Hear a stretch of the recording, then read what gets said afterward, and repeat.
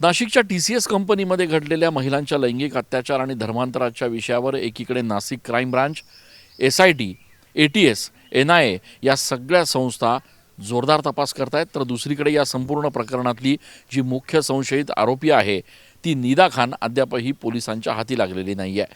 या सगळ्या प्रकरणामध्ये निदा खानकडून काल नाशिक कोर्टामध्ये अटकपूर्व जामिनासाठी अर्ज करण्यात आला होता.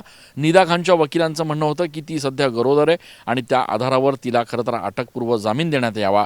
दुसरीकडे सरकारी वकिलांनी सांगितलं की निदा खानवर फक्त हाच नाही तर ॲट्रॉसिटीचा देखील गुन्हा दाखल आहे आणि त्या आधारावर तिला अटकपूर्व जामीन देता येणार नाही. अर्थात दोन्हीकडची युक्तिवाद ऐकून घेतल्यानंतर न्यायालयानं आता 27 तारखेला या संदर्भातला निर्णय दिलेला आहे.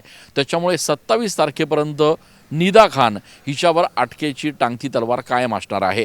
निदा खान हिच्या मागावर नाशिक क्राईम ब्रांचच नाही तर SITचे पथकं आहेत, त्यासोबतच ATS आणि NIAचे देखील पथकं जे आहेत ते निदा खानच्या मागावर आहेत आणि त्यामुळे आता निदा खान या सुनावणीच्या आधी पोलिसांच्या हाती येते का हे बघणं देखील महत्त्वाचं असणार आहे. कॅमेरा पर्सन आकाश येवलेसह मी चंदन पूजाधिकारी, TV9 मराठी.